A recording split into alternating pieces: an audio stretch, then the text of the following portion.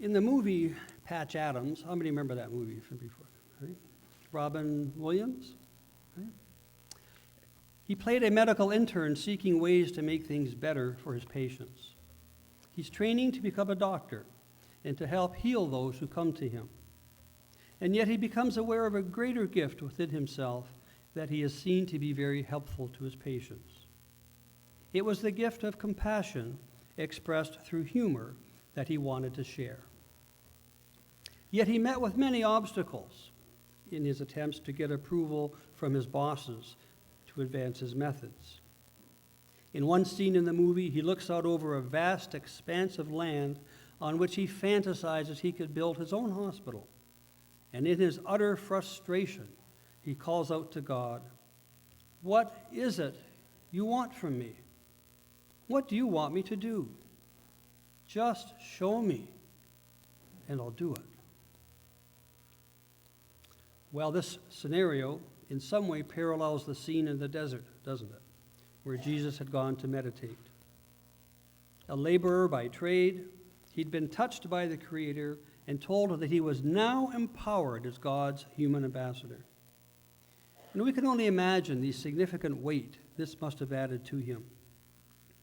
I mean, it was one thing to be going along as a compassionate and loving human being, but quite another to be told that he was now God in human form.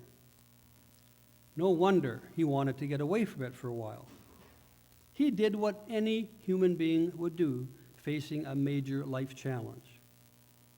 He went off for some solitude and time to meditate and focus on the consequences of just how he would handle things.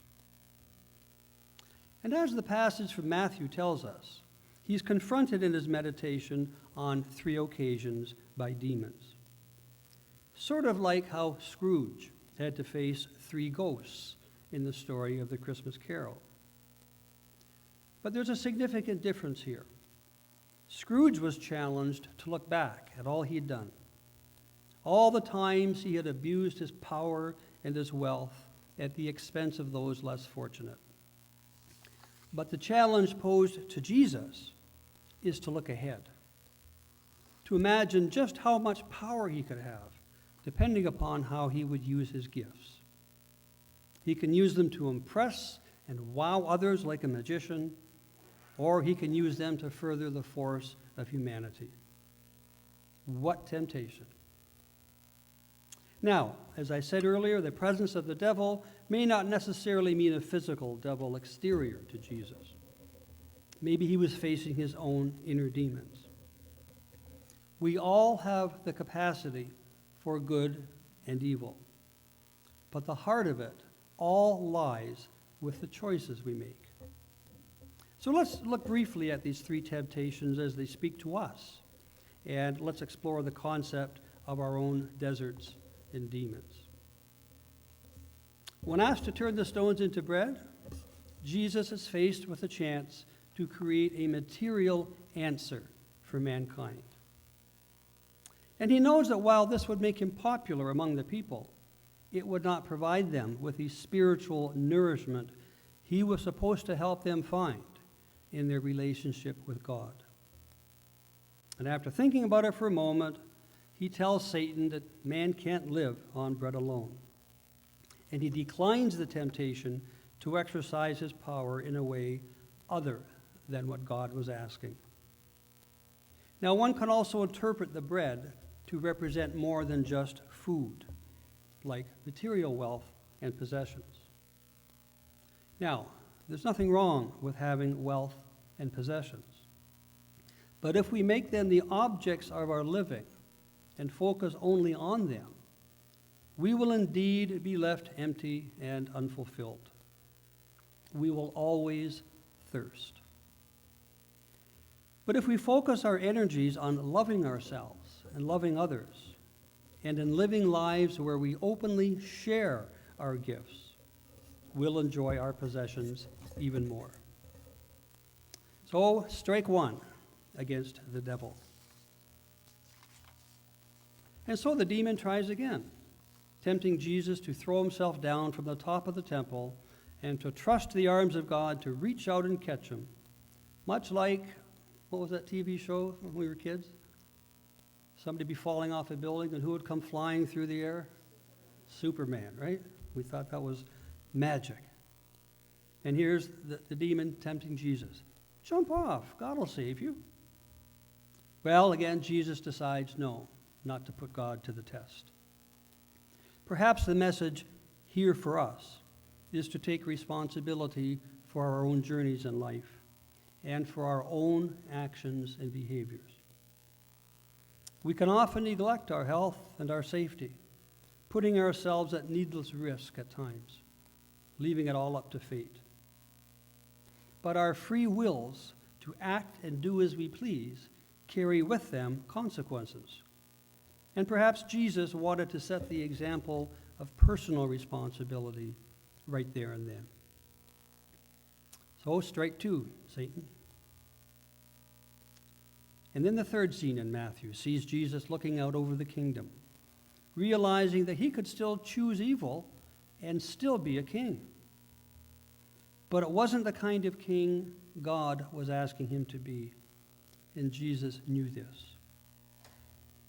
Now, we see too many examples today, don't we, of rulers, political leaders, corporate executives who become poisoned by power and who use their positions to advance their own material wealth and egos, often to the harm of their employees, their investors, and even their own families. Our true power lies within us, and it comes solely from our Creator. So Jesus tells the demon, no thanks, and that given the choice, he will instead worship and serve only God. Strike three, Satan, you're out. Now, Matthew concludes by telling us that Jesus came back from the desert even more convinced of his powers and more committed to sharing his gifts to further the development of a more humane and loving world. The lure of material riches had given way to a desire to leave it all to God, to decide how they should be spread among the world. And he had an inner peace, knowing he was blessed with a deeper universal love. Because remember, at the end of that story, his angels came to him, and they were now at his side. Well, we can all identify with the desert, can't we? There are indeed those times when we need to acknowledge and go into our own deserts, for therein can we find the answers we're seeking. Sometimes we need to get off by ourselves to a quiet place to contemplate a major life change. Other times we're confronted with stark choices of how we will respond to a painful situation. Perhaps we've been hurt or rejected by somebody, and we're tempted to strike back with anger and revenge. And it is in those moments that if we simply give it to God, we can find relief from those demons within us and free ourselves from them, and then confront the situation with true assertiveness. And like Scrooge, we can often look back at our own failings and omissions. But it's only helpful to the degree that we learn from them and try not to repeat them. And I say try here because some of our lessons can indeed take a lifetime or more to learn. And then there's the immensely powerful demon of self-scorn. Boy, I know that one, and some of you too, eh? Times we look at ourselves and say, oh, what am I worth? And imagine how that hurts the Creator who put us here, who loves us unconditionally. The way to do that is think of the young children in your lives, children, grandchildren, nieces, nephews. And when they come to you dejected and hurt and not feeling loved or lovable, don't our hearts break? And don't we want to surround them with our love and help them find theirs? Well, self-scorn damages ourselves, and it's not what the Creator wants us to have. It robs us of the energy we need to move forward and to grow. And it's fueled by comparing ourselves to others, or rather, to our projections of what we think someone else's life is like, leaving us feeling less complete and less worthy. But the liberating reality is that each of us is on our own individual earthly journey, and we can learn so much from each other.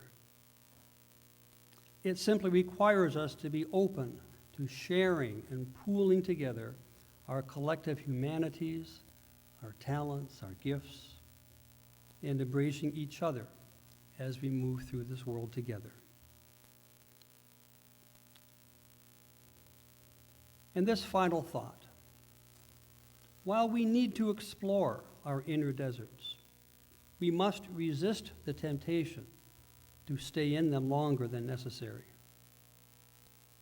It can be tempting, to stay in our desert, to delay the inevitable choice facing us, to avoid letting go of the old and choosing the new.